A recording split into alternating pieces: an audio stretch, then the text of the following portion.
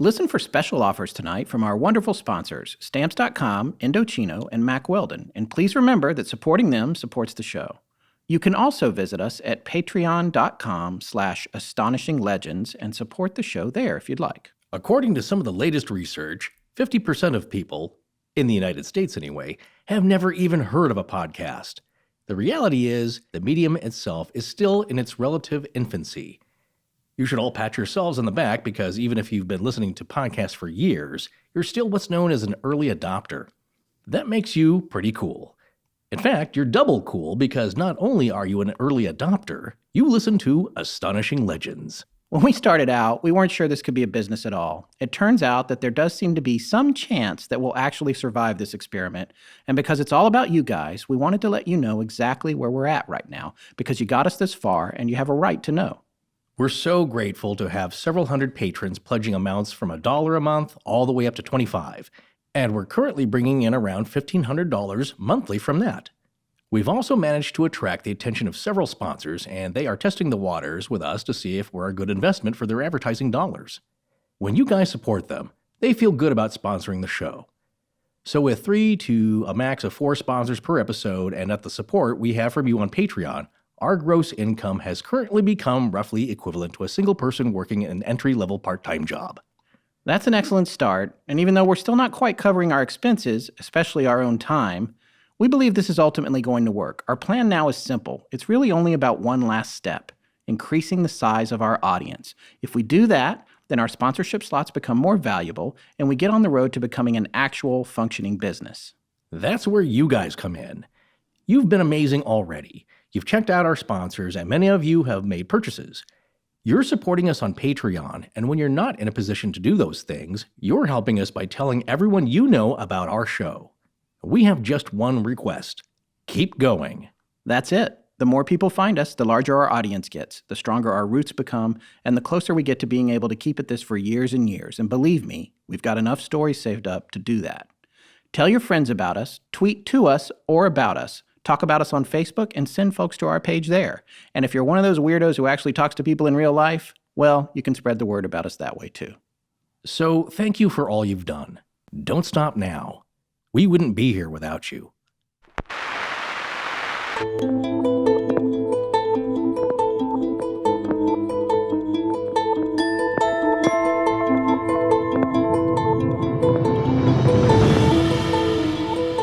Welcome back to Astonishing Legends. I'm Scott Philbrook, and this is Forrest Burgess.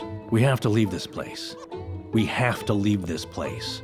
Gwen Sherman, co-owner of what became known as Skinwalker Ranch. Join us tonight for part 1 of our series on one of the most bizarre nexuses of paranormal activity in the world, the Skinwalker Ranch.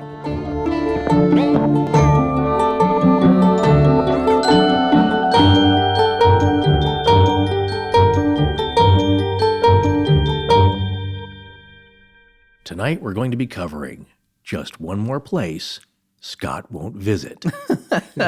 Yeah, I got to tell you, this story, Skinwalker Ranch, it's something that I've been hearing the terms of. We've gotten a million emails, we've gotten Facebook postings. Everybody's like, "You guys got to do Skinwalker." And I thought I knew. Well, actually, I never thought I knew what it was, but I was like, okay, It's another creepy thing. I was like, this is going to be a Forrest special. It's going to be like what the amazing Randy calls woo woo. You know? Oh, he didn't term that. Not specifically coin that term, did he? Well, it is a term that he's known to use. Yeah, for those of you who don't know, King of Skeptics James Randi, the magician. Yes, he's got this. Must be going on, I don't know, 20 years, 30 years, but he's got this ongoing bet. He'll give $1 million to anybody that can prove to him anything about the paranormal is real. Yes. Well, sometimes I say it's been randied or amazingly randied, but boy, this one has got it all, folks. Seriously, everything you can throw into it. And I will agree with Scott. I was familiar with the Native American idea of the Skinwalker, but I didn't know it had all these other elements going on with it at this particular spot. Yeah, this location is everything, including the kitchen sink, when it comes to paranormal activity. And as a result, it's super hard to corral. It was very hard to work into a story that we could tell. There's 1,000 stories here. Yeah, it goes in a lot of different directions, and it runs the gamut. And I have mixed feelings about that. Part of me is, you want to say, oh, hey, this is a UFO story. This is a Bigfoot story. This is an alien story about the Greys. This particular one, it encompasses all of that, and that's not convenient for storytelling. That really affects your ability to get the folklore going. Not that there aren't elements of reality to this, and I'm going to say, I'll be the first to say that I was expecting to find myself a lot more dismissive of what was going on here because of all the things that were going on than I wound up being. And interesting. I went through this book. There's a ton of books out there, but one of the best and most intense ones is a book called Hunt for the Skinwalker. That's written by Colm A. Kelleher and George Knapp, who famously sometimes hosts Coast to Coast. Yeah. And this book, I finished it last week. Honestly, I couldn't put it down. It was so enthralling. I highly recommend it. We'll have a link to it in the show notes, of course. Frankly, it scared me. And I don't get scared by books. The only book that I ever got really freaked out, and I think maybe now I could read it, but when I first tried to read it a long time ago, Communion, I couldn't get past chapter 4. Yeah. Or what, I got a little bit into it, and that's the Whitley Strieber book about alien abduction. And I didn't even necessarily believe in the idea of alien abduction, but when he detailed what you experience, I was like, yeah, no, I'm done with this. That's the reason. That's the sole reason I bought the book, because Scott was so freaked out by it. Yeah. But like with many things, to your point, it's one of those great elements about doing a show like this and a subject like this. You hear a little something about it. And I guess probably for the listener too. I imagine myself as a listener like, yeah, tell me more about that. And then once you get into it, it's like, oh my goodness, that is not what I expected in the breadth of it. So it does make it hard to do a show about that because there's so many elements to this. And it just keeps unfolding. It's like a John Woo film. There's a crescendo and a finale every 10 minutes. You don't know where it's going to end.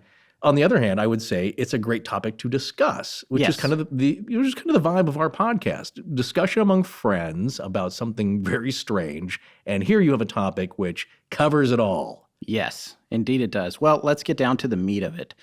The story itself probably originates hundreds and hundreds of years ago, but we're going to pick up in the late 90s. Well, even thousands of years ago. Yeah, to the very first humans that inhabited this area. Yes, in North America, there was about 12,000 years of human activity in North America that may have been attributed to tribal peoples. So there's a possibility that this area has been having a skinwalker issue. Oh, an issue. For thousands of years. Yeah. But we're going to start, like I said, with the late 90s. We're going to tell you the contemporary setting here. Yes. And then we'll probably go back at times here down the road to kind of fill out the history of it in general. But we want to let you know, what is this thing? Where is it? What's going on there? So in the late 1990s, there was a couple and their kids, and they had Terry and Gwen Sherman, had decided that they wanted to get a nice big piece of land in a beautiful northeastern part of Utah. Yeah, he's a cattle rancher. Yes, he is. And they were also, I believe that area is particularly LDS, Latter-day Saints, Mormons. Yeah.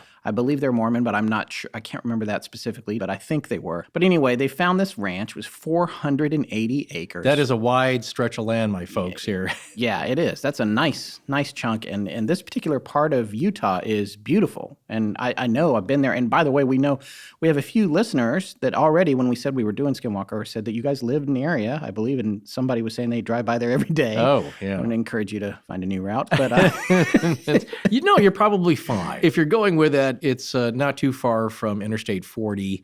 The biggest town nearby is Vernal. It's kind of also on the way to Fort Duchesne, which is too small to really be called a city. It's more probably like a hamlet. Yeah. But it's in that area. So that's kind of northeastern Utah. So their dream was to settle down in this place on a beautiful, nice piece of land and have a lot of privacy and do some ranching, because Terry was a rancher. He knew ranching. He was an outdoorsman. He grew up hunting. He's a very...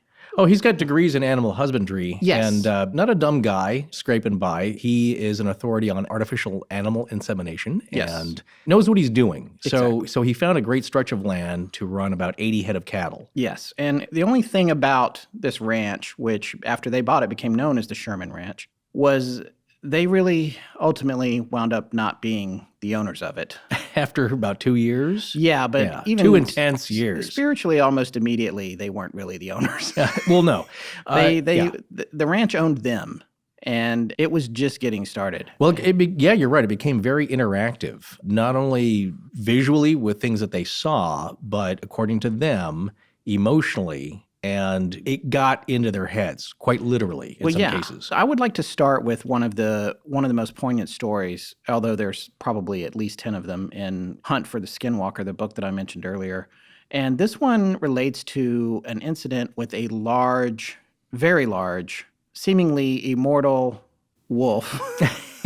You're just, oh yes, get us in the mood here. Start off with a... This wolf approached the whole family. They were out by a corral, and it was Terry and Gwen and their kids. And the wolf came up to where they were, and they saw it loping towards them, I guess. And it was very graceful and slow and deliberate, and it seemed tame. It didn't seem... I believe it came up and the family were petting it. Yeah. I think at some point. They weren't afraid of it for whatever reason. No, and it wasn't afraid of them. Huge. And it wasn't afraid of them. Well, let's be clear, because there's some other stories where we're talking shoulder height, the roof of a pickup cab. Yeah. This one was very, very large. Let's say maybe even Great Dane sized. Yes. Yeah. Which in a Great Dane is generally around 36 inches at max height. Yeah. So when it's not standing on its back legs, of course. This is a very interesting point of the story, because if I were out in the woods, and certainly I've mentioned before, I'm always very cautious about seeing wild animals, because they are not your pets or Disney characters. Right. You don't want to be messing with them. But I think that this is a very strange moment for both of them. It was a strange moment for the whole family, and it also plays into something that's going to come up later, which is the possibility of mental manipulation by these creatures that are appearing on the ranch. Anyway, the wolf comes up to them. There is a small corral with some calves in it, just off to the side, off to their right, I gather, from where they were standing. Most of the calves were cowering, but there was one calf that had its head through the bars. Its snout, yeah. Yeah, and the wolf took a look at them, and then it went over very nonchalantly and grabbed the calf's head and started trying to almost pull it through the bars. Yeah. So they immediately sped into action. And like you said about Terry, I don't know what kind of calf this was, but he was an expert in husbandry. He took cattle ranching very, very seriously. They had a lot of prize steer. And in fact, I had read also that he wanted his annual loss of his cattle to be 1% or less, whereas most cattle ranchers, it would be 5% or so per year. Yeah. To disease, predatory attacks, that sort of thing. You also have to realize these things are thousands of dollars. These are very expensive when they go to auction. So losing just a few is thousands of dollars, could be tens of thousands of dollars out of your pocket. Yeah, not to mention the effort just to have them... it takes a long time to raise them, too. Yeah, and have them get born in the first place. We'll not go into that here. It's not a nature show, but, there's a lot of work involved there. Yeah. Well, yeah. But this wolf grabs this thing's head. It's trying to pull it through the bars. Terry runs over and is kicking it hard in the rib cage a couple of times. Yeah, and then I think they're beating it with a stick as well. Well, his son had a baseball bat. Yeah. He's beating it on its back with a baseball bat. It won't let go. It's not even reacting. Yeah. So then he tells his son to go to his truck and get him his .357 Magnum, which is your fairly powerful handgun. It's the most powerful handgun in the world. No, it's not. No, because he had a 44 Magnum. Oh, he had a 44. Right? And now, of course, they have 50 caliber handguns. So yes. Thank you for saving me from the emails about that one. People sending you pictures and threatening you, but it would blow your head clean off. Well, at least I know that line. Yeah, it's quite a powerful weapon. If you've ever been next to one, it'll leave your ears are ringing. And so he plugged this thing. And as he said, I think it just looked at him. Like, yep. What are you doing? Yeah. He shot it 3 times. After the first with no effect, he repeated it, repeated the shot him 3 more times, still nothing. 2 more, 3 total. 2 more with this weapon. Yes. Also, by the way, it's not bleeding. It's clearly getting wounded. The bullet's entering its body. Well, they're going somewhere, yeah. It's not bleeding, and it's not reacting. So then he asks his son to go get his .30-06, which is a bolt-action rifle. He shoots it. This is a weapon that he has hunted. He's been a lifelong hunter. He's hunted and killed He's elk. also a crack shot. He's a crack shot. Yeah. He's killed elk at 200 yards with this thing. So now, again, at 15 to 20 feet away, he fires at this thing again. It recoils a little bit. It moves about 10 feet. It takes a look at them. Still not like it's hurt either. No, It doesn't seem to be injured. It just seems to be mildly dissuaded. Well, from and what it was doing. I think in the last shot, or one of the last shots he fired with the rifle, Yes. a chunk of fur and a little bit of flesh came off. That's exactly right. It Yeah. left behind a little piece of flesh, and then it started to leave. And Just casually, though. it was trotting. It was described as It's trotting. like, all right, you know what? Maybe too much work for this. So he is concluding, it's probably not a good thing to have on the ranch. We need to go after it and finish the job with this thing, or we're going to lose a lot of animals. So he and his son start tracking it. And by the time they get their act together and start out after it, it's already 100 yards out in front of them. But the earth is wet. It's leaving tracks in the mud wherever it steps in anything that's kind of like wet. And it's very, very easy to follow. So they're following it. It goes through some thick brush, I believe, or some woods, or some kind of, what is described in the book as a copse of trees. There's a lot of like little pockets of trees, I guess. And it goes through, they actually lose sight of it for a bit. And they're following it through, and Terry, being a good tracker, stays right on it. They come out into a field. They're coming up on a river, and they're about 25 yards from the river. And they're looking at the tracks, and they can see these big, heavy paw prints going down in the mud. And at 25 yards from the shore, or about 60 feet from the river, the tracks stop. Not only do the tracks stop, they vanish, and the animal is gone. There is no sign of it, and there is nowhere nearby that it could have gone and be hiding. It has literally disappeared off the face of the earth. There are no launch points. There's no way it could have jumped to the river from there. There was no place else for it to go. It just vanished, and they never saw it again. That's going to be a reoccurring theme here with a lot of these firsthand accounts. Right. Whatever they're tracking, it's either in snow, mud, easily trackable. The prints stop. Right. It gets out of sight, and then it vanishes. So where's it going? Well, there's theories to that it's someplace else. And I mean a big, far away, someplace else. Yeah, and we're definitely going to get to that. But that's kind of the opening salvo in this story. This giant animal came upon them within weeks of them moving there. And that was what they did. Shot it numerous times with powerful weapons, and it slowly retreated, and then it vanished into thin air. So this is a sign that maybe there's going to be some future problems with this ranch. Well, certainly some unexplainable things, because if any of you have ever gone hunting, you know that you could bring down a large elk with a well-placed shot from a rifle that powerful. But certainly at that close range, that many shots, there should have been some reaction. Right. And again, they described it as appearing to be tame. And they also said that it had piercing blue eyes. That's the weird thing about the story when I read it. You don't pet wolves. You know what I'm saying? Especially even ones that are in those enclosures, the walk in the wild type zoos. There's no petting zoo for wolves. Right. Because they are a wild canine beast, and you don't know what they're going to do. So that was a very odd thing, that it had this pall of calm. Yes. Not only with the animal, but with the humans. Almost like they were under a trance of sorts. And then the wolf was like, okay, while everybody's kind of chilling here, I'm just going to go over and take a bite out of this calf and drag it off, because he still needs to eat. All right, before we go any further, let's take a quick break. So, Scott, do you remember the riddle game, Would You Rather? Yeah, I used to play that all the time, actually. Oh, good, because I thought it would be fun to play a little game of Would You Rather with our sponsor, Stamps.com, in mind. Okay, got no idea where this is going, but hit me. Okay, well, I'm glad you're open to new experiences, so here you go. Would you rather go to the post office to mail a package, or fly on a commercial flight in the middle seat? Is the flight under 3 hours?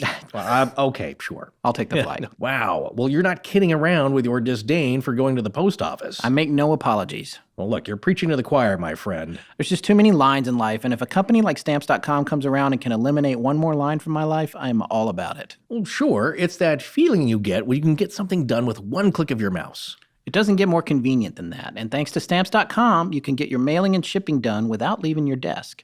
It turns your PC or Mac into your own little personal post office. No lines, and it never closes. And that's the key. You buy and print the postage for any letter or package using your computer and printer, and then just hand it over to your carrier. Or if it's larger, you can arrange for the postal service to pick it up. Never will I have to go to the post office again for Astonishing Legends, and that's a day too soon. I hear you loud and clear, and I'll make it even better for our listeners to try out with a very special offer. Sign up for Stamps.com and use our promo code LEGENDS. And you get a 4-week trial plus a $110 bonus offer, including postage and a scale. That's everything you need right there. So do not wait. Go to Stamps.com, and before you do anything else, click on the microphone at the top of the page. Again, we don't want you to miss out. Click the microphone at the top of the homepage and enter Legends. Okay, hit me with another one. Okay. How about, would you rather stand in line at the post office to mail a package or find yourself trapped in orbit around the Earth with no way to be rescued? Have you ever been to a post office with a view? Again, that's Stamps.com. Click on the microphone and enter Legends. I bet the post office was a super long drive for the Shermans, like 40 minutes or something, don't you think? Yeah, well, you have to realize this place is out in the middle of nowhere. So when I hear people say, oh, it's just pranksters, like that's a long way to drive for a prank. Yeah. Because they had to make trips into town for supplies. And at one time, something weird happened, which we're going to talk about a little bit later. Yeah. But if I was a postman and Skinwalker was on my route, I might ask them to let me work in the back sorting. Taking care of the packages. Yeah, that's more like the guy from Men in Black where he's just doing the one thing. Oh, right, Yeah. right. All right, let's get back to it. Where were we? You mean after the Hound of the Baskervilles? Yes, it's funny that Sir Arthur Conan Doyle should come up again because he came up in the Mary Celeste story. Yeah.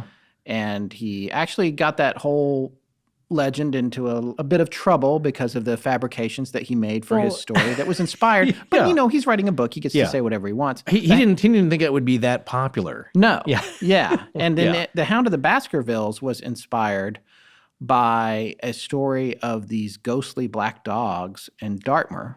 Yeah. Am I saying that right? Dartmoor? Yeah. Dartmoor. Say Dartmoor. both, and then people can pick. How's that? In southern England. Yeah. But in the story, it was a hoax. Not to be a spoiler alert for an ancient Oh. Sir Arthur Conan Doyle. Well, no, they're very popular now. I really enjoy the Benedict Cumberbatch and Martin Freeman version. That's on... BBC. That's right. Yeah, that's an excellent series. No, very well done. They do very, like 3 episodes and then they disappear for 2 years. And That's the you're only just problem gonna with it. wait. Yeah. But no. While he makes like 50 movies in between. Yeah. Geez. Yeah. I imagine now. Actually, they both do. Yeah, I know. They both got very popular after that. But the idea, though, in that story, it was a hallucination of sorts, which is not too far afield, though, from what we're talking about, because there's a psychic element to this. Yes. A mental fabrication, if you will, that is not totally unreal. Well, it just doesn't make sense. I mean, this animal was seemingly immortal. Yeah. It vanished into thin air. They never saw that particular one again. It's certainly not a wounded one of any kind. No. It left behind Yeah. physical matter. So at one point it was physical, no matter what, Right. because there was a chunk of it left Yeah. behind in the field. Yeah. Well, I would have loved to have that tested, but Yeah, you know. I'm sure at the time that probably didn't occur to them. No. You know? But getting back to England and strange creatures, we mentioned this before. There's been a spate of sightings of a large black leopard in the Tube that people Oh, have seen. yeah, really? That's been going. Oh, yeah, that's been going on for several years now. Maybe as many as 10 or more. Yeah, forget the gap. Mind the leopard. Yeah, and maybe even older than that. It may even go back prior to World War II. I do know that there's been contemporary sightings. Oh, wow. And also same thing with this black dog. It's a very, what would you call, symbolic sighting, a large black dog. In fact, we've read several stories about personal accounts with Native Americans here that seen a large black dog, and it's usually not a good omen. No, and the black dog in general, it's kind of like the black cat is in the U.S. In fact, in the British Isles and specifically, the black dog is a particularly poignant Yeah. omen. I don't know. Have you ever heard that song "Black Eyed Dog" by Nick Drake? Yeah. That's a creepy Yeah. song. Right now, it's not. I don't know if that dog was black. His eyes were black, but either way, it's about death. There's no question that song's about death. Right. No, there's It's all like- kinds of animals that portend an ill fate. Owls, Yeah. as we said before, birds crashing into your house and multiple times. But specifically here, yes, the dog, the canine, features very prominently in this story because to the Native American legends and lore and their ancestral traditions, the coyote, or coyote, as they say where I'm from, or the wolf have creator. Where are you from? Forrest? Up north, Pacific Northwest. I will. You know what? I'll just say General region. Idaho Panhandle region. How's that? I've always loved that term. Oh, So with their legends and lore, it figures greatly into their creation myths. yes. The coyote could talk, but he is a trickster and not to be trusted. All of that's going to come up again. And this, by the way, isn't the only incident with the wolf for the Shermans. Not too long after the first incident that we just discussed, Gwen Sherman came face to face with another giant wolf. Now, at this time, she was driving her car, which was a Chevette. And I'm actually old enough to remember the Chevette. I had a friend that had one. He had the Pontiac version of it, which was called the T1000, I think. Yeah. Which this was before the Terminator. Before the Terminator. Okay. So anyway, she was driving her Chevette, an equivalent to a Pontiac T1000. Which is not the Terminator. And this car's not a Chariot by any means, but this one must have run well because this incident took place in about 7 years after they stopped making them in 1987. So she had at least a 7-year-old Chevette, if not there older. You go. Yeah, I remember that my friend's T1000 ran a long time. Aluminum block? I don't know. Yeah, okay. Aluminum. Anyway, Gwen had said that this particular wolf was so large, it had to bend down to breathe on her driver's side window. Okay, yeah, shoulder height, the roof of the cab line. Yes. The shoulder height was in line with the top, with the roof of the car. Yes. Now, the ARC, and more specifically Marie Mayhew, tells me that a Chevette is 4 feet 4 inches tall. Okay? Yeah. This creature's shoulders would have had to bend, as you just said, at about that height, making its head possibly up to 5 feet off the ground. Yeah. A Great Dane, as I mentioned earlier, typically, its head, I should say, depending on the sex, sure, yes, is 3 feet off the ground. So this wolf was a good 2 feet taller than a large Great Dane. What about the largest wolf on record? You know, Yes, the largest wolf on record is the male Alaskan wolf, and that is over a foot shorter. That would be 4 feet tall. Yeah. The tallest. That's still a big animal. Yeah, big but it canine. lives in Alaska and the Yukon Territory. It does not live in Utah. Yeah. So according to Knapp and Kelleher's book, a wolf at that time hadn't been sighted in Utah since 1929. Yeah, it is out of their range. Yeah, so and there were some transplanted to Yellowstone in neighboring Wyoming a year after this event in 1995. This happened in 94. And in 2002, a wolf that was relocated to central Idaho as part of the same program showed up in Vernal, which you mentioned earlier, Vernal, in a trap. But that was 8 years after this. So she wondered if this wolf might have been a pet that belonged to a neighbor. But none of her neighbors had wolves. So, well, like I said, it's not a pet. You know what I'm saying? Yeah, like, no. Some but people you can make them into pets. Some people keep them and they husband them, as you could say, but they don't make a great family pet. We had a Siberian Husky that was a large part, they say, probably a quarter wolf, very intelligent, very gentle animal. And he had a lot of wild instinct in him. When you took him off the leash, he would just run forever. Yeah. And what was strange is he wasn't that big. But other animals, other dogs, were very intimidated by him. He didn't bark. He just kind of looked at him and was like, oh, okay, give you that Samuel Jackson stare. Right. But he was bred with Siberian Say bark Husky. again. No, it's kind of because they all kind of kowtowed to him, and he wouldn't growl or anything. He just looked at him, and there's some sense there. He was much smaller, and he was bred to be a pet. So it's not very common that people just have wolves running around as pets. Right. And not real common for that kind of deserty area. You'll find coyotes out there. Sure. That's kind of their terrain, you know, but not like a timber wolf. And as if this sighting wasn't bad enough of the wolf that's right next to the car, there was, in the distance, an extremely large, strange-looking black dog with what Gwen described as a head way too big for its body. And it was just standing off in the distance, and this was like a stoic, silent observer. There's something more to these creatures. They have piercing blue eyes. They're calm. They almost seem tame. The first one didn't react to being wounded by all manner of weapons, and it seemed more focused on deliberately interacting with the Shermans in a way before it grabbed the calf's head. Yeah, there's some kind of mental connection. Yeah, it came up to them.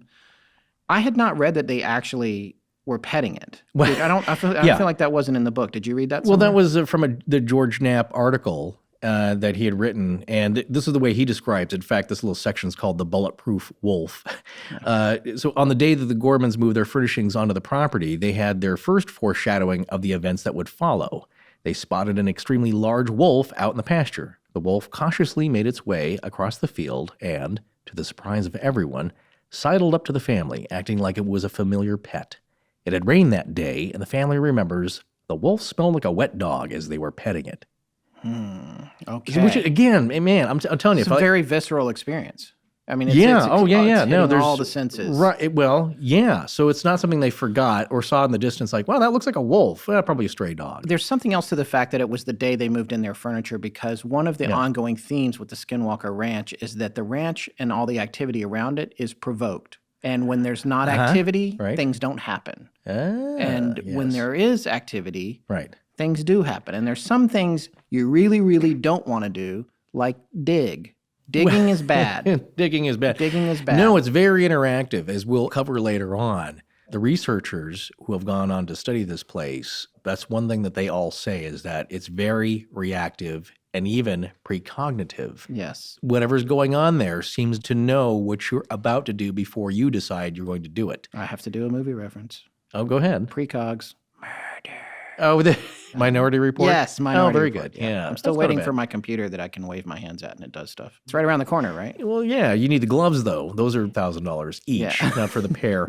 The point is that this place is very interactive, and there's a little bit of a tie-in to crop circles. Yeah. Those are somewhat interactive, and I've read that there's groups of people that have meditated on a design, and next thing you know, an hour later, there it is. Well, it's funny that you should mention meditation. That will come up too. Oh, yeah. In part 2 of this series, which there's so much to cover, and we are planning to keep it to 3 parts.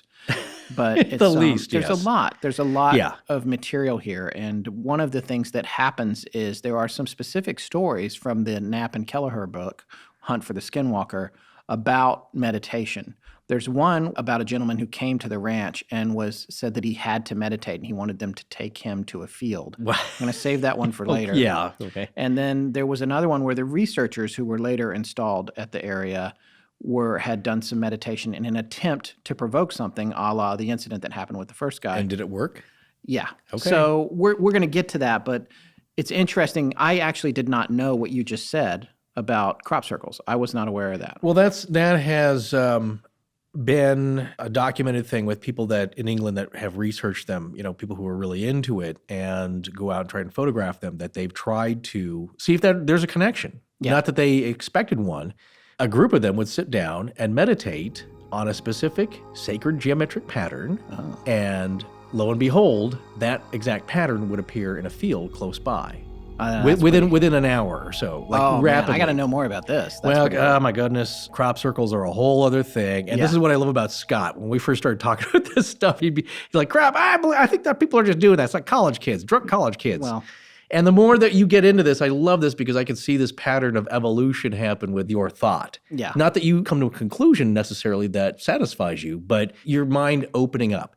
And with this thing, with Skinwalker Ranch, the pattern of activity, because folks, we're talking about orbs to cryptids to psychic phenomenon, poltergeist activity, everything, otherworldly portals. And so what the researchers have noticed, that we'll get into this a little bit later, there seems to be an evolution. And so when I want to make sure that I mention crop circles, because with crop circles, there seems to have been an evolution of the pattern. Year by year. 1 year it's insects, 1 year it's fractals, 1 year it's sacred designs, like religious designs. Mm-hmm. There's an evolution going on, like we're meant to learn something from this. There's a pattern that needs to be picked up. Now with the activities that are going on at the Skinwalker Ranch, these aren't all beneficial learning experiences, but they do seem themed and grouped together. That is one thing that the researchers have noticed. There is intelligent cognitive motivation behind this. All right. We're going to take a little break now for one of our sponsors. Before too long, if our show continues to grow, we're going to have to start worrying about what we look like in public. Oh, no. I stopped worrying about that years ago. Seriously. I know, I can tell. I personally, I was ill-equipped for it until Indochino came along and sponsored us. If you've never had a custom made-to-order suit, you are missing out. Oh, yeah. It's something that's uniquely fitted to your body.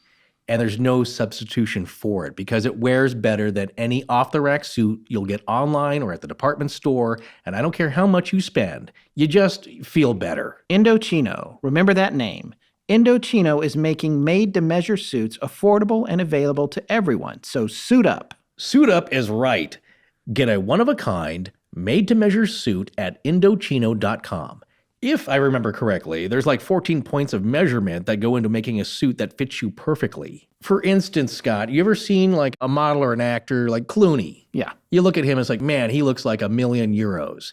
Well, do you know why? Why? Because that suit he did not buy at the department store off the rack. He had that thing made for him so it fits him like a suit or a glove.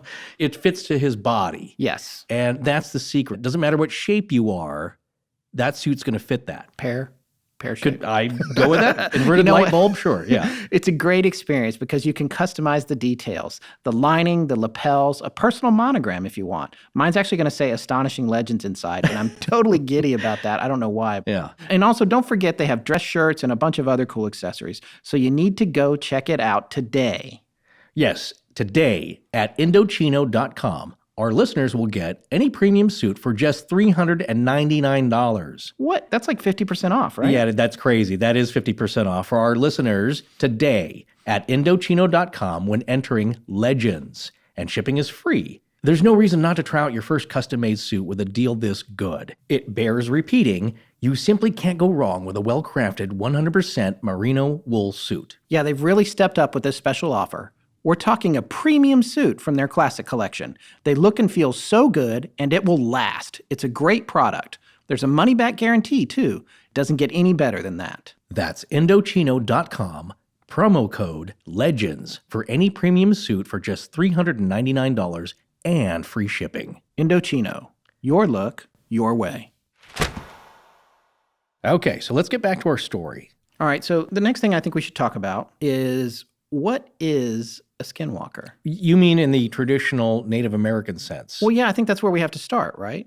Well, yeah, this is such a huge story of its own. I mean, this is a whole legend deserving of its own episode. Yeah, that's right. It doesn't specifically belong to this ranch. The Skinwalker and this particular piece of land are only connected in that the Skinwalkers are thought to be appearing there, not that it's the only place they appear. Yeah, exactly. They are culturally pervasive across every Native American tribe. There are stories. In the Southwest. In the Southwest, yes, going back for generations. Well, to the very first peoples, the First Nations that moved into the area.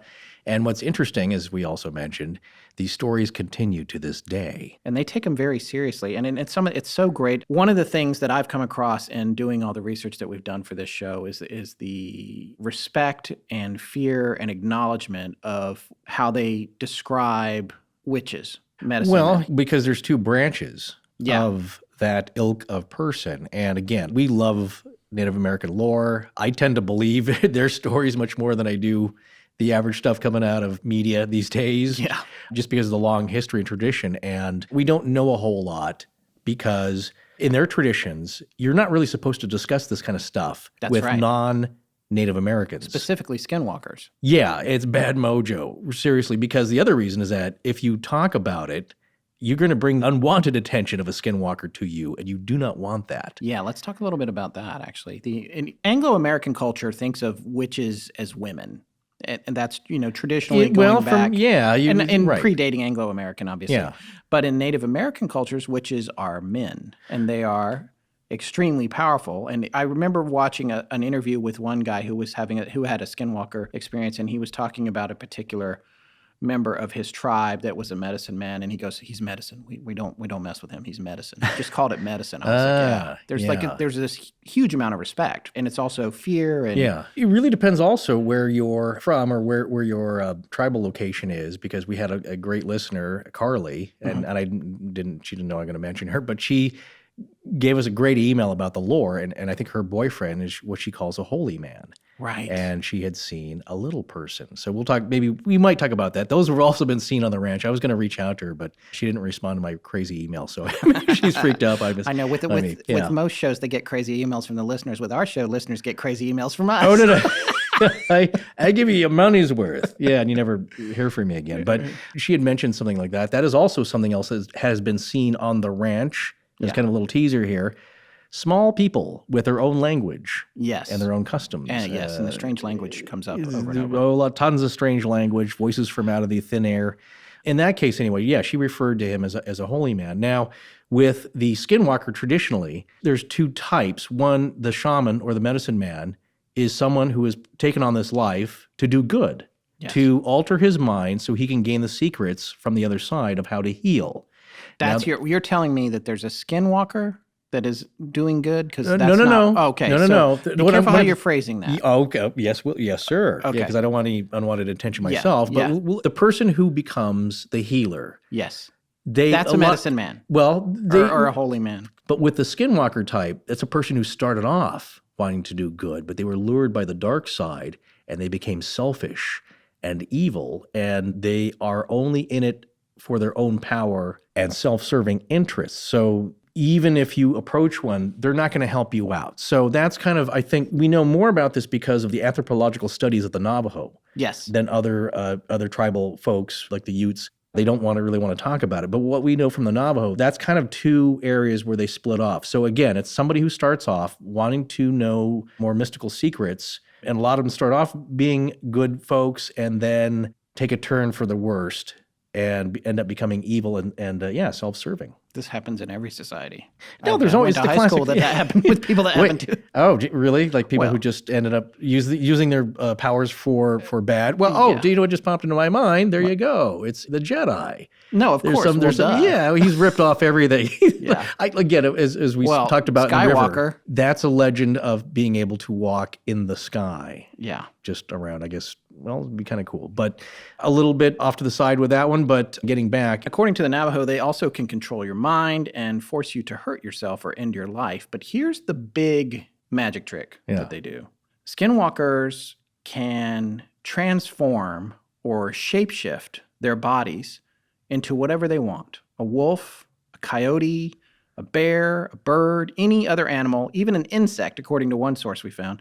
And once they transform, they have all the traits of whatever animal they've become, including its speed, its hunting prowess, and its strength. We've, again, read reports where people have claimed that this thing was keeping up with them at highway speeds.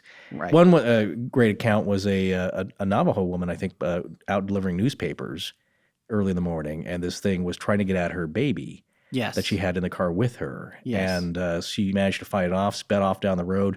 This thing's keeping up with her. In Knapp and Kelleher's book, they quote New Mexican educator Doug Hickman as saying, quote, "It is a very powerful witch. It can run faster than a car and can jump mesa cliffs without any effort at all," end quote. Wow, interesting. But I want to come back to one thing that you said, because it ties into the rules. Yeah. When you said that they can enter your mind and force you and kind of influence you to maybe hurt yourself or, at the worst, kill yourself, they maybe can't do it directly. We've talked about evil entities, demons. It's like, well, they're demonic. If they could kill you directly, they would. Right. Fling a knife. A poltergeist could just fling a knife across the room and get you in the eye.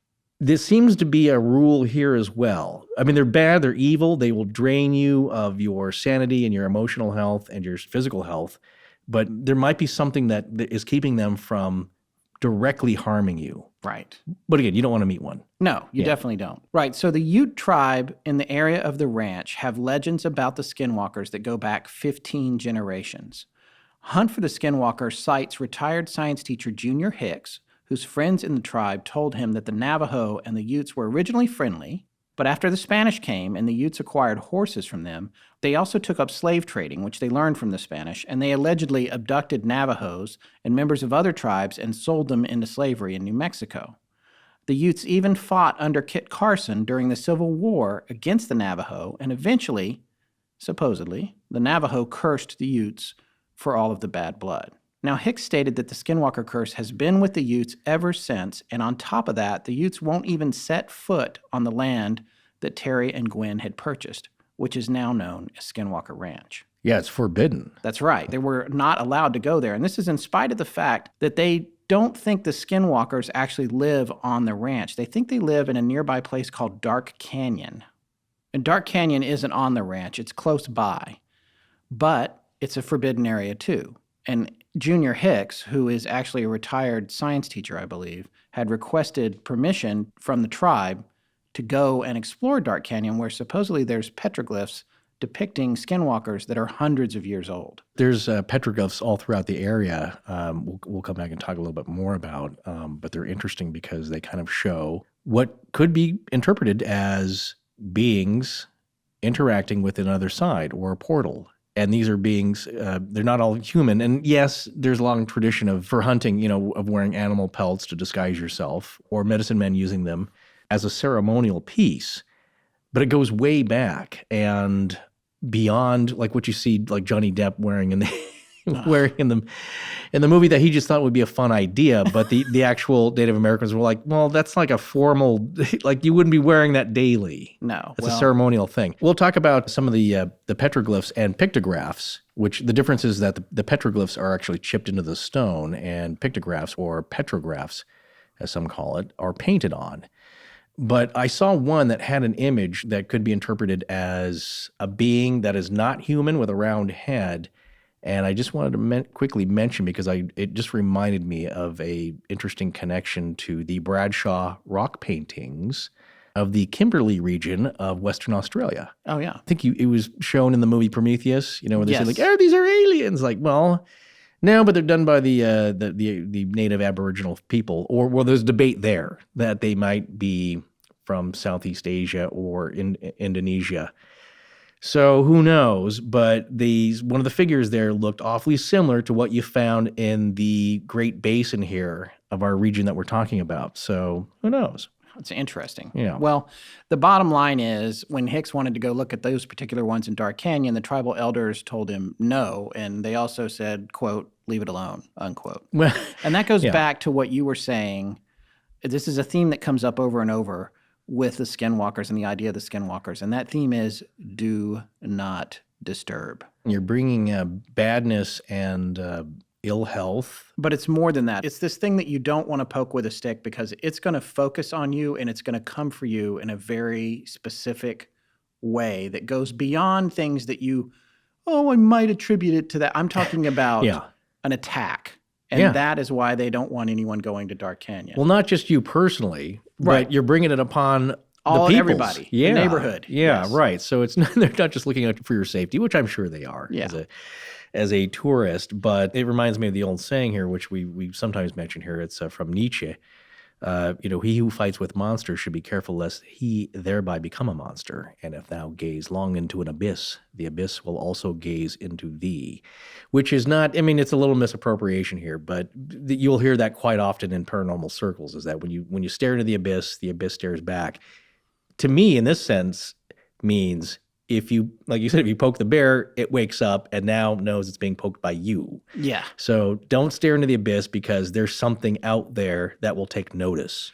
One of the things that you find out as this story unfolds is that whatever is happening, the things or the beings that are perpetrating the events are sentient, they're smart, and they seem like they might be malevolent, even though those wolves did not kill the family and did not attempt to kill the family. Well, maybe there's a reason, there's a rule that they can't, and then it makes you wonder who sets down these rules and who enforces them, what force.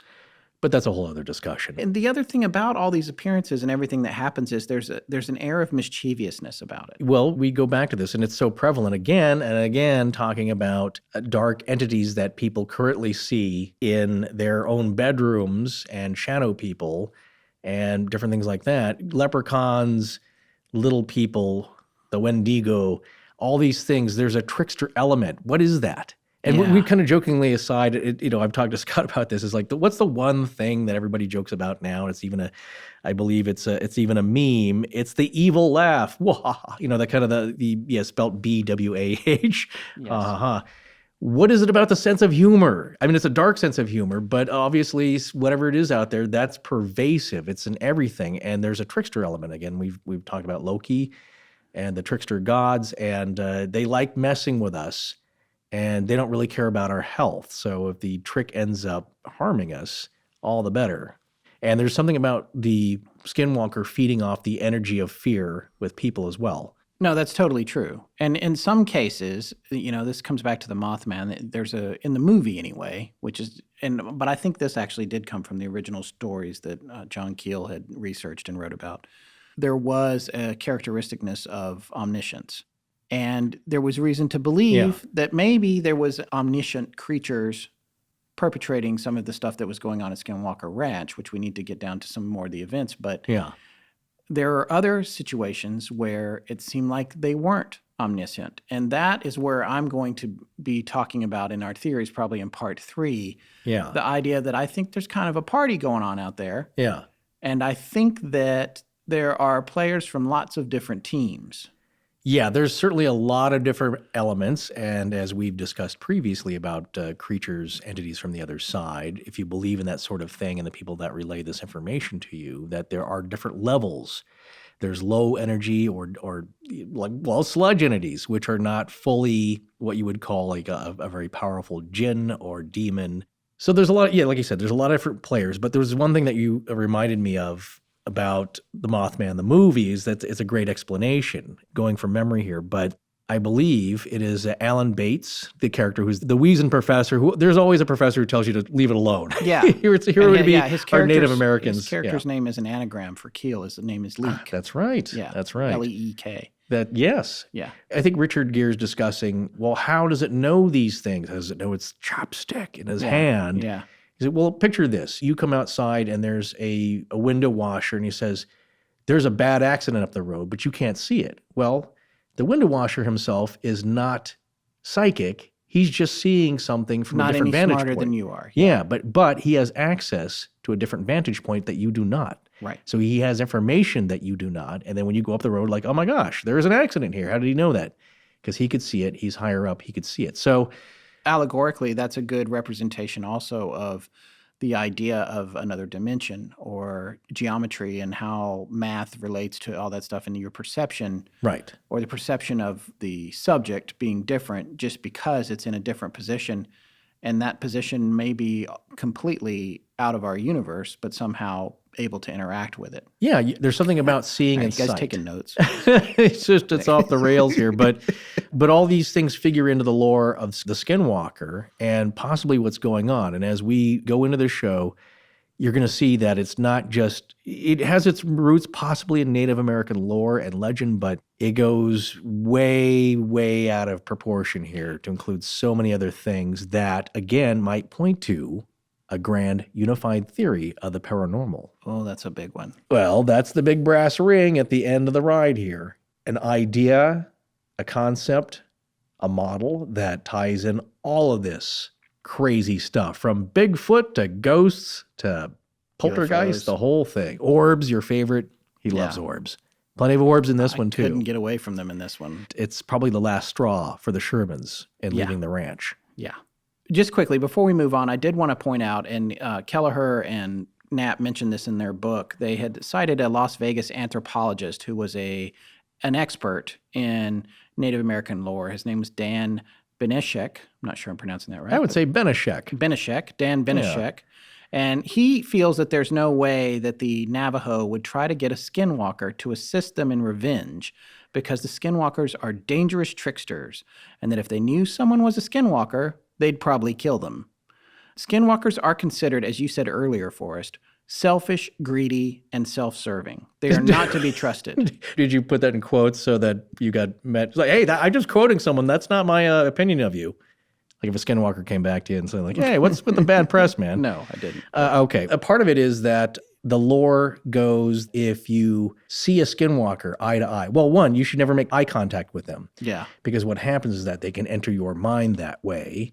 Also, if you see them and you recognize them, and going back to tribal times, it's like, hey, I know that guy. He's going to have to kill you because now you're going to tell the tribe, like, yeah, it's Fred over there. He's the one dressing up and harming people. Because you can be in the presence. He can be harmed. Yeah. Yes, but you can also be in the presence of one and not know it. They're not necessarily standing at the local party as a wolf. Yeah. They're maybe just a completely normal-looking human being. They say there's something about the eyes, though. There's some kind of animalistic glow in them, except that when they turn back to being human, it's more flat and dull. Right. That's part of the story. If you recognize one, they're going to have to be banished or killed because you can't let that stuff go on. So the skinwalker is going to come back at a later time and hunt you down, probably as a person, and try and wipe you out. You know what's interesting to me, too, about the idea of what Benishek is saying about, well, I just can't fathom that the Navajo would try to make a deal with the Skinwalker to curse the Utes, no matter what the scenario is, because they wouldn't want to be in business with them. No, but I can see the Utes saying like, hey, that's the reason we're getting all this trouble here. Right, exactly. And it's interesting, but that sort of cultural disparity, because, at times those tribes work together and at other times they were working against each other. Right. Like all tribes, like gangs, like whatever. Anytime you get groups of people together. Any family groups. Sure. And that's where lore comes from. Yeah. It comes from the stories and these legends and the things that happen. But sometimes you have to wonder which comes first. It's a chicken and the egg thing. Is it possible that things like this are created by the minds that believe they exist and that the creation comes after the belief, or does the belief come after the creation? I'm just saying, it's just a little thing. Like you said, I'm turning into you. But chicken and egg thing. No, what the thought I had is that when you see paintings and drawings from old petroglyphs to Native American ceremonial headdress or descriptions or masks of something, and the guy's half wolf, half human, people are saying, well, that's just, he's taken on their persona and the spirit, it's just kind of an image. But it really, maybe that's what they saw when they first saw it. Right. Something like that. It's like, well, that's what we're going to duplicate. It's not an idea that came later. It's something that like, whoa, that's pretty odd. That's kind of a half human, half wolf hybrid. And we are going to commemorate that in our ceremonies. I was wondering about that earlier, though. It's these pictures that you see, is that just somebody's imagination from 6,000 years ago? Or is it really a bit of journalism? Right. So there you go. The cave times. Well, it takes me several weeks to put out one issue because it's all chipping. But I wondered about that. And then again, I think they're misinterpreted and we really don't know what they're talking about because you had to be of the era to know what the artist guy was up there in the cave, chipping away at and what he recorded. And these things take a lot of effort. And my feeling is that at the time, and I believe a lot of anthropologists would agree, these things have a sacred dimension to them. It's not just somebody doodling some fanciful thoughts, you didn't have that kind of luxury. I think you would be trying to put down for all time, for all peoples that came after you, something that was important to you. Trying to describe something that had a lot of sacred meaning to you. So whatever it was, is I believe, yes, it might go to their creation myths or legends the ancestors told them. But again, I think there's elements in there that it's not just balderdash. I believe that maybe they were seeing something that was going on or that somebody had experienced and relayed to them. All right, time for our last commercial break of the evening. And a break for me rambling on. Yeah. All right, folks, listen up. Listen up. I love that Southern sincerity. I mean it when I say listen up. I do. I've learned that all too well. So listen up. When I say that Mack Weldon is better than anything you're wearing right now, I'm not kidding around. Except in my case. Why is that? Because I am wearing Mack Weldon, sir. Present company excluded, of course. Aha. Yeah. So to all of you out there, Mack Weldon is better than anything you're wearing right now, and the reasons are pretty straightforward, if you ask me. Straightforward? Yes. Commonplace? No. Because Mack Weldon believes in smart design.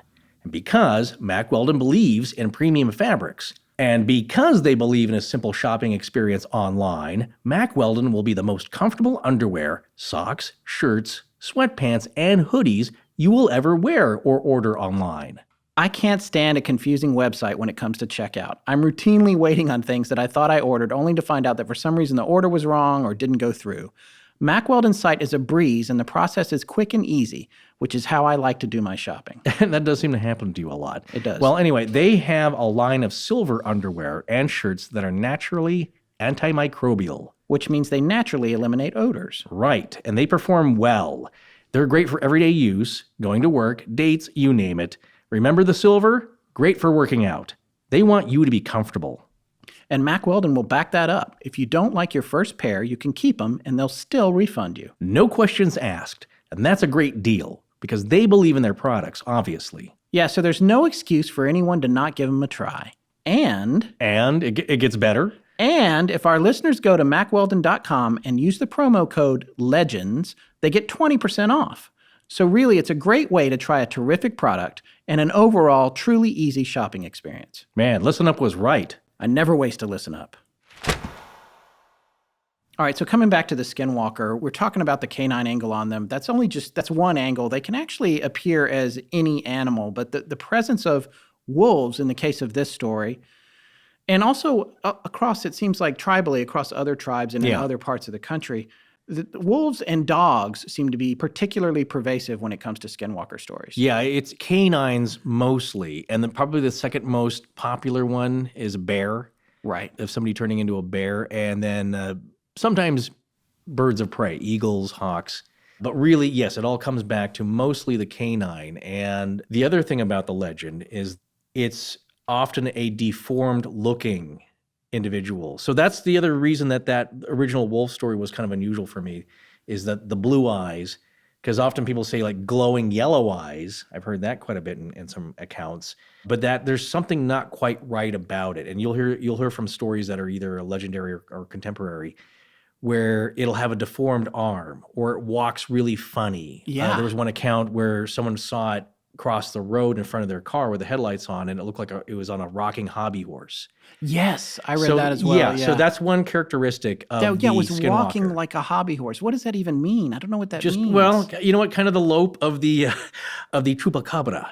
Because they say that the front legs are much longer than the back ones, so it has this weird gait. Now, we've seen quite a few. Like a German Shepherd? No, that's not that Well, weird. they kind of have the squatted down, Yeah, I mean, different breeds, yeah, they back. run differently. Certainly a dachshund is going to run differently than a greyhound. I just pictured when they said that one was the crossing rocking the road, horse? the rocking horse, I pictured like a really bad green screen effect. But still, Well, I was thinking, that was really spooky to me.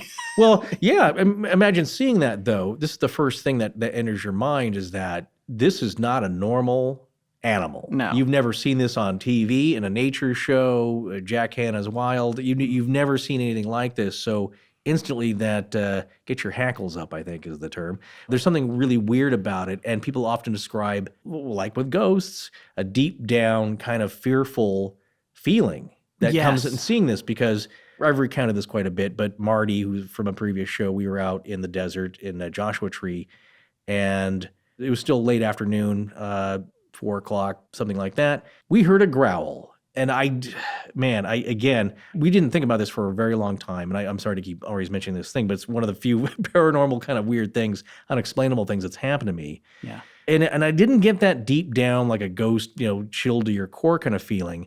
But what it was instantly for me, and I looked over at Marty and we were like, we didn't say anything, but it was like, that does not belong here. Yeah. Because it wasn't a dog growl. It wasn't a canine growl. It was more, I would say, like a lion. Right. And but you couldn't see anything.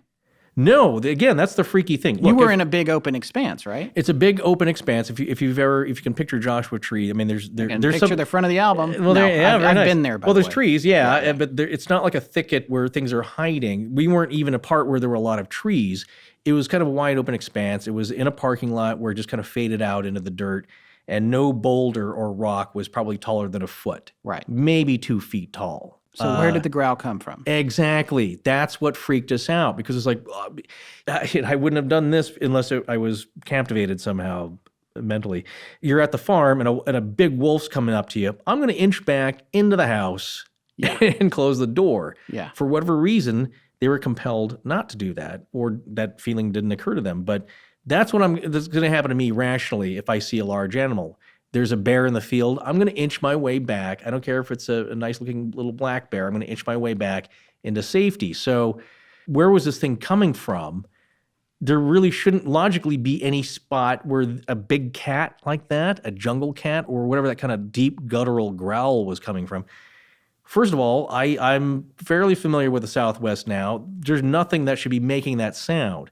If I was up in Griffith Park, sure, there's mountain lions up there. Yeah. If you hear that, it's probably coming from above you, because that's how they hunt. They pounce down upon you. That's why they attack joggers and mountain bikers, because it's prey going by on the trail. That's what they're used to hunting. But they don't like to be in big open spaces. I remember this, I was with a friend, Arnie. We were out taking the dogs for a walk, and the family cat decided to come with us. I don't know why. And I go, well, that's interesting. He's like, it ain't going to last long. Wait till we get to we start crossing the football field at the local junior high. Then the cat realizes, whoa, I'm out in the middle of the open. This is not good. And he darted back. So anyway, and to wrap up the story, what was freaky about it is there was no logical reason or place it should be coming from. And that's what freaked us out. And we just said, it's time to go. Yeah. So in regards to seeing these things, it's really out of place and the motion of the animal is not right. Going back to the part of the legend, they are deformed somehow. They haven't fully formed. Now, I believe the Navajo legend, it's much more formed, so you might see something that looks like the werewolf boy from the Weekly World News, just totally covered in hair. Well, there's a lot of stories of these hybrids or these things that seem like they didn't work just right. Yeah. Where it's mixed up. Like there's dog legs with human hands at the end of them, or there's actually a specific story. I just watched a show last night on Destination America, which used to be the Travel Channel, I guess. Rebranded. And by the way, it's not really about travel anymore. It's just about ghosts and weird stuff. Yeah. But they have a show on there called Monsters and Mysteries. It's kind of a fun little show. And the episode that I saw, this came on yesterday, right before we were set to record, just happened to have a huge section about skinwalkers. Oh, really? Yeah, I couldn't believe it. And so I watched, they had this older gentleman on there who I'm pretty sure was Native American, and he was talking about driving on a reservation down what they did a reenactment, and they depicted it as like a dirt road. And he's driving down this road, and there's an old hand pump well on the side of the road, where you crank it and put the water in the bucket. And he's driving down the road, and there's a youngish woman standing there. He thought maybe in her 20s with her back to him, and she's pumping the well. Yeah. And he's driving up, and it's a little bit weird because it's not really, it's an older well. Yeah, out of the middle of nowhere. Other places to get water. Sure. Yeah, and so as he gets up next to her, he sort of slows down to look over, is thinking maybe she needs assistance or just kind of make sure everything's okay.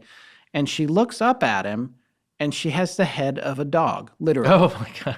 Oh, that's, And he freaks out and like slams on the gas and just takes off. And as the truck is kind of squirreling away, he looks up in the rearview mirror and nothing is there.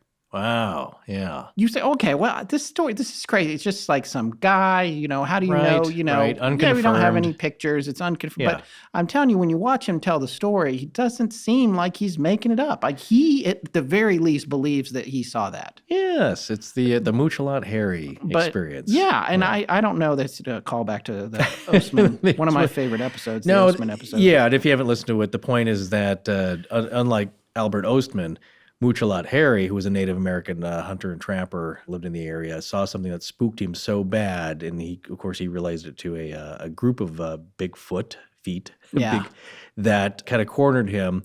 When he told the story, apparently, that his hair turned white. He never went back for his gear. No, ever. Left an expensive weapon and all his gear. He was gave up logging. Hunting.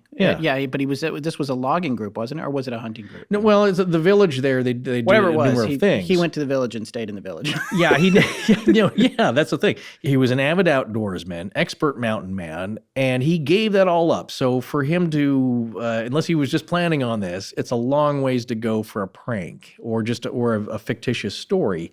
The Skinwalkers, they can sometimes appear to be women or even children, but usually it's a man. Well, and Knapp and Kelleher in Hunt for the Skinwalker told another story of a Ute tribal police officer. He told a story that on the surface, it's going to seem a little funny to an outsider, but this guy was deadly serious about this, and culturally they are very serious about these sightings. Yeah. But the officer had spoken to a local man who said he saw two humans with dog heads smoking cigarettes in the road. And this is nearby. This is in Fort Duchesne, which is nearby. Right. Skinwalker Ranch. So a lot of people are seeing a lot of wacky stuff here. And I read another story somewhere else about dog-headed people smoking cigarettes, and the person went back and they were gone, but the butts were still on the ground. Oh, wow. And they're very slobbery, but And you shouldn't be throwing your butts on the ground, really. No. But there's sometimes in groups because there has been stories relayed of multiple skinwalkers. 3 that tried to climb the fence at the Sherman Ranch, but were unable. And I'm saying this now because I don't want to forget it later because, it goes back to the rules. It seems they were not able to because, like a vampire, because like other entities, you have to invite them. And why is that? Why do they have to follow that rule? But anyway, the Book of Rules. But the 3 skinwalkers, they could not climb the fence, and they somehow yelped their displeasure and were chased off into the night. The other thing is that, there was another incident there at the Skinwalker Ranch where this was seen by Terry Sherman and a researcher there of two fighting each other. Oh, yes. Yeah. That's right. And then when they approached, they saw them and then took off like the Roadrunner. I mean, like, pew, like just like covering hundreds of yards in a matter of seconds. Is this not the two that took off bipedally too? Yes, they stood up. Yeah, right. They didn't say that. That's an important detail. No, no. Some of them have a strange gait. You will yeah, but hear these two that. dogs were fighting. They went very over huge to check dogs. it out, huge dogs, and they stood up on their back legs and ran away. Yeah, you're burying the lead there. Sorry, I just assume by now you just expect them to be. They ran human. away on two legs. Yeah, on their back legs, running away. Yeah. Going back to the two variations you most commonly hear about these is the one Skinwalker, the evil shaman, will have covered himself in kind of a pelt. Now, part of this reason is not only to assume the identity and kind of gain some of the spirit from the pelt of the animal he is trying to portray, or I guess assimilate with, is that also he has to keep his identity hid from the other tribal members. Because again, it's not a good thing with the tribe to be a Skinwalker. Right. They don't see that as a positive. Right. So you can do your dastardly deeds, but you still have to remain hidden. The other thing with the person who, the Skinwalker who might be wearing part of a pelt is that, like you said, partially they might be transformed. So they might have very long fingernails, elongated feet like a canine, or like the Dr. Pepper guy in American Werewolf in London.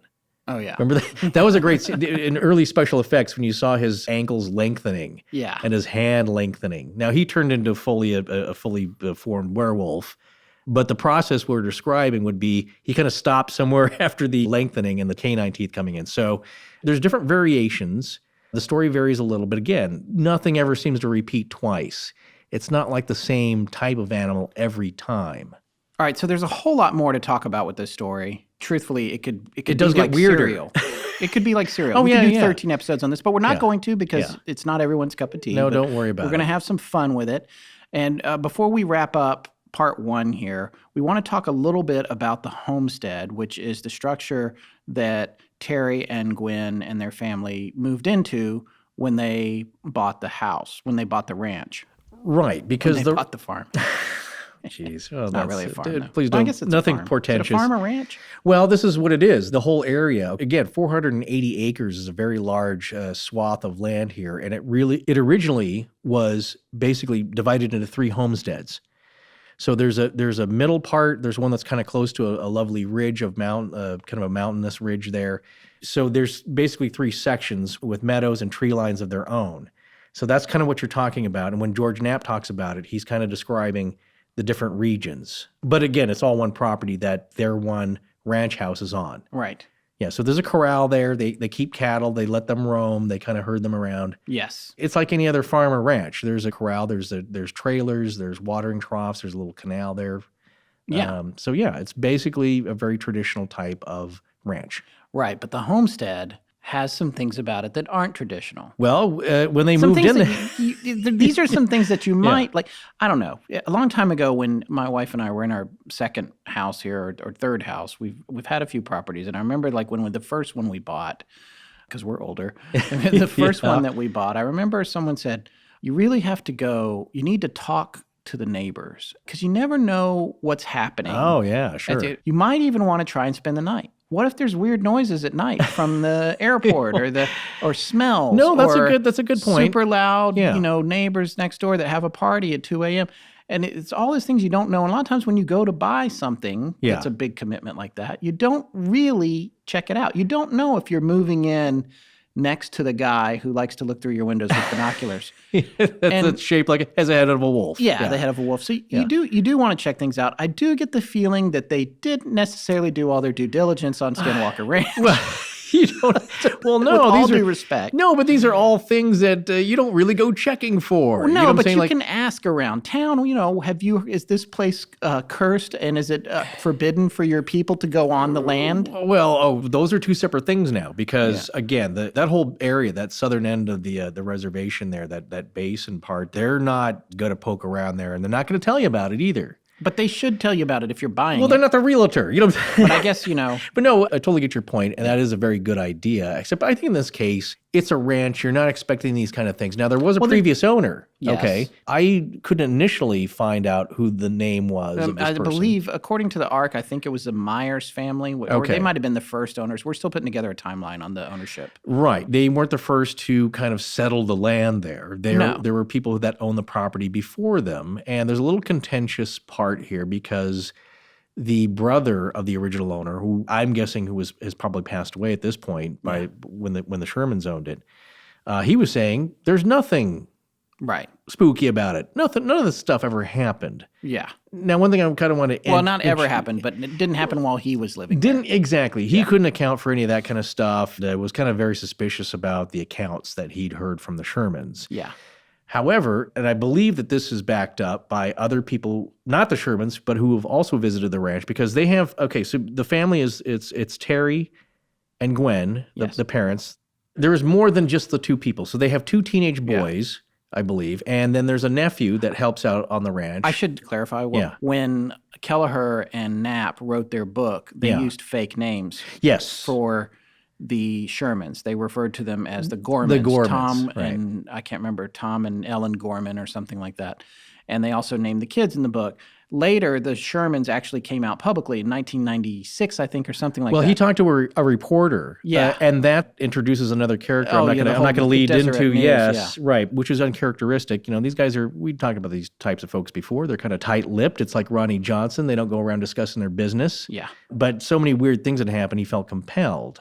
Now, one thing briefly I want to mention here, we are going to talk about the skeptical side of this, the even more skeptical side. But people often criticize them as like, well, you're just trying to sell the ranch and drum up some kind of drama around this. Like, that's not the kind of drama you want to drum up to sell a place. Like, this place is so freaky, we have to leave. Hey, who wants to buy this now? Yeah. I see that as a kind of a dumb argument. It's like, they're trying to gain some notoriety for themselves and because they wanted to sell the place. Well, and here's the other thing, and we'll come back to it later, after he eventually did sell it, and this is a part 2 thing. When he did sell it to another party, after the third party bought it, he wanted to stay on because he was so interested in trying to figure out what was going on there, and he stayed on as a ranch manager. Yeah, as a caretaker against the advice of his entire family, who was so freaked out, they just want to get far away from this place. Yeah. What I was going to say is that when they originally moved in, what was interesting that they found, if you believe them, was that not only were there locks and deadbolts on the outsides of all the windows and doors, but on the insides as well as bolts on every cabinet inside. And bolts on the closets on the outside and the inside. Everything that had a flapping door or a door that could flap had a closure. And so any room you could be in, if there was a panic attack and you needed to lock it up, even a closet, you could lock yourself inside a closet. Yeah, they would later find out what that reason was for that they didn't know at first. Also outside, there seemed to be 2 heavy iron stakes, and I think on either side of the building itself, that they believed, large dogs were chained up at as kind of sentries. Yeah. So again, they don't know much about this place, but they did have that weird experience when they first moved in.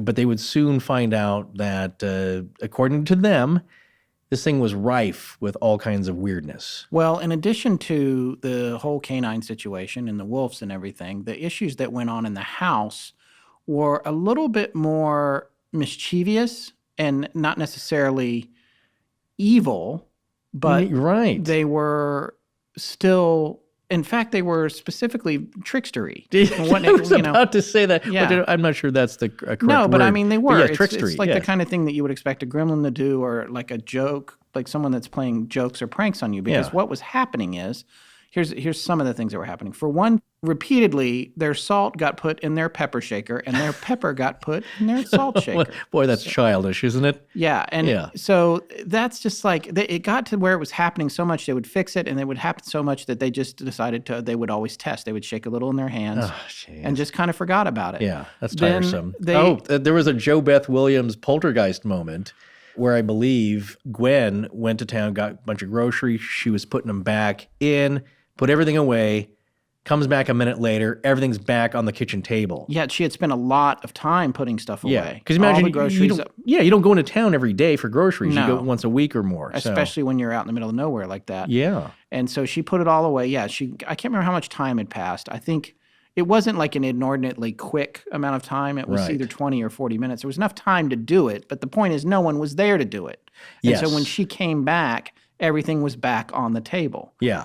I think it caused an actual argument with Who did this? with Yeah. Terry, because Yeah. he was like, "Oh, you just thought you put him away," and she's like, "No, you don't understand." Yeah. And that's how it always starts with this poltergeist stuff. It's like, "You don't believe me," whatever. Well, no, because it's unbelievable if you're not willing to go there to those places. But when you come back, well, again, in Joe Beth Williams' case, the chairs are stacked on the table. But again, that's when one of you my. keep saying Joe Beth Williams, you need to specify. I can't remember the name of the mom in No, Poltergeist. the movie. You In didn't say the name of the I movie. did. Poltergeist. Yes. No, you didn't say it. Okay, I'm saying You it just now. said Joe Beth Williams. It's Poltergeist. Nobody knows who that is. Well, she was very relevant in the Yeah, time. 1,000 years ago when we were. You love that movie. What are you talking about? No, I do love it, but I'm just telling you, our listeners don't know who Joe Beth Williams is. They don't know, but You have to say the movie okay. Poltergeist. And the first Point Poltergeist, taken. not the second one, which nobody saw, right? True. Point well taken. But in a real account, which also this reminded me of, and not this bad, but this Skinwalker Ranch, the Sherman Ranch, has some dark, mischievous bits to it.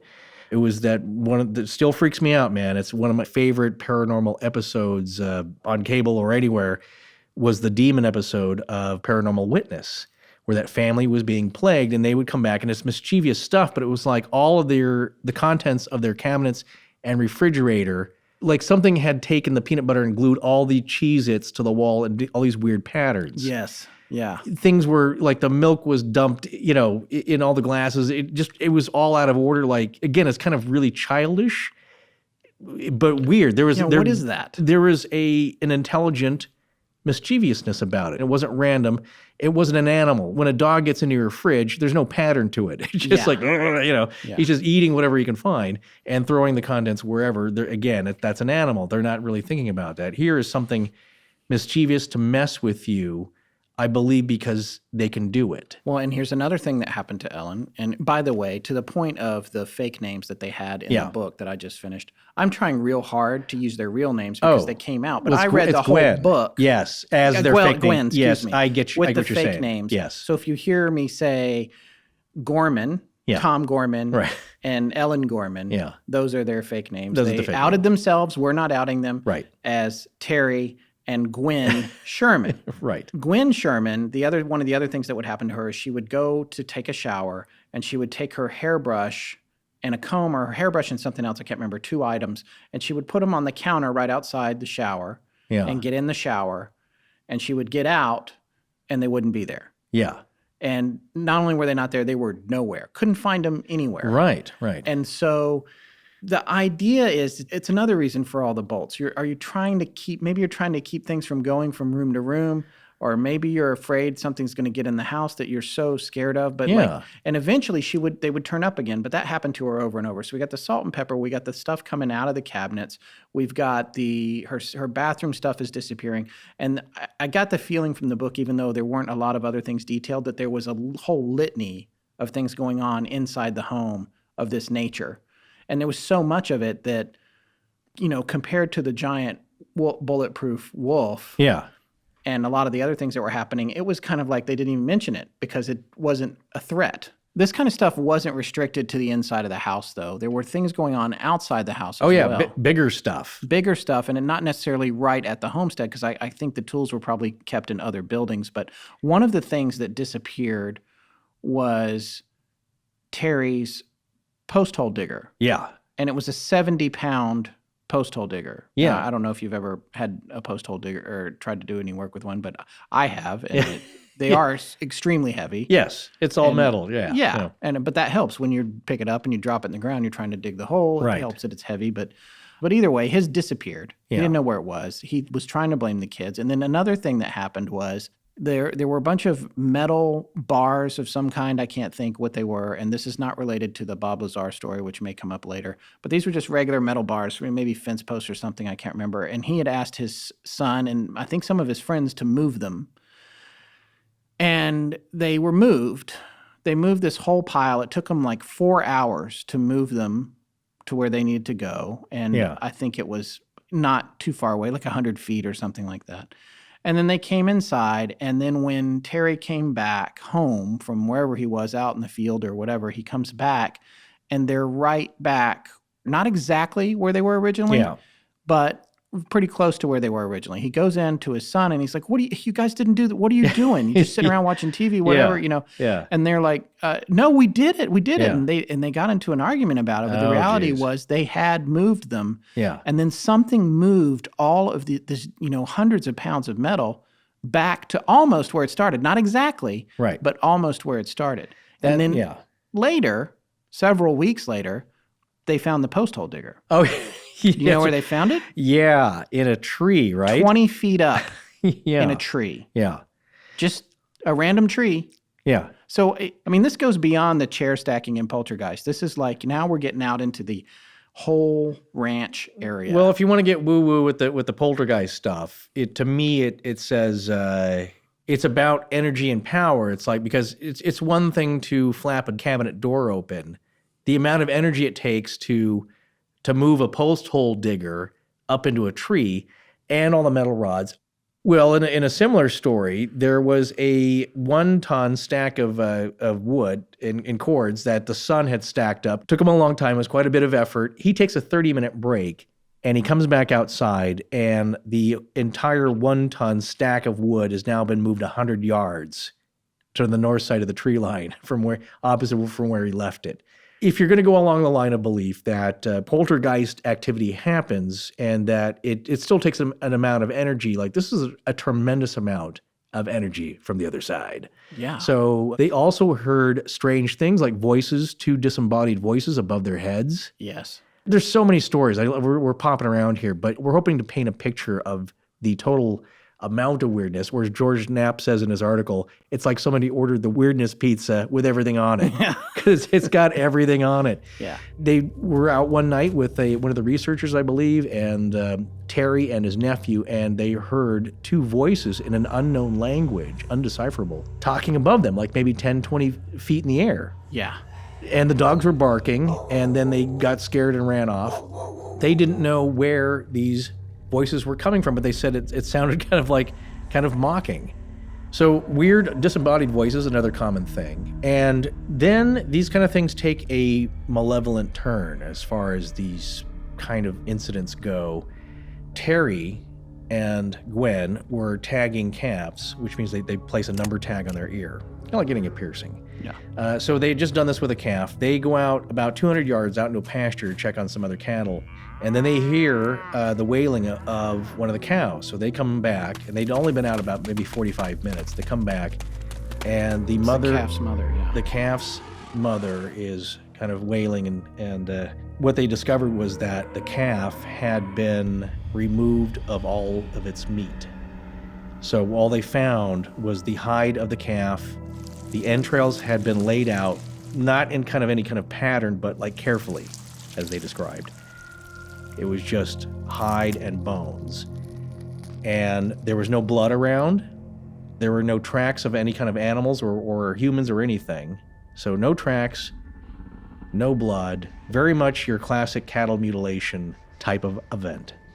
So they had the hide analyzed by the researchers there, and what they could determine was that... We're going to, by the way, these researchers, we're going to come back to explaining who they are in part 2, but just know that at this particular time in the story, there was a group of scientists on site trying to figure out what was going on. Basically, so many things were happening that now this is being taken a look at by a scientific research team, and so 2 pathologists examined the hide and what was left of the calf, and they determined it was probably done by 2 types of implements. One, a large machete of some kind, and some very sharp shears. So there was mechanical removal of the meat, but again, no blood, that'd be a very bloody process, and you'd be stepping all around the cow if it was humans or an animal. It'd be thrashing going on, so none of that. And again, a very classic story of cattle mutilation, but not certainly the only one.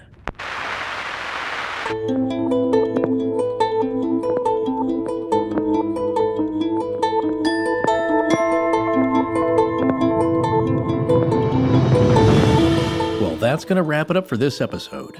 We'll be back next week with part 2 of our series on the Skinwalker Ranch.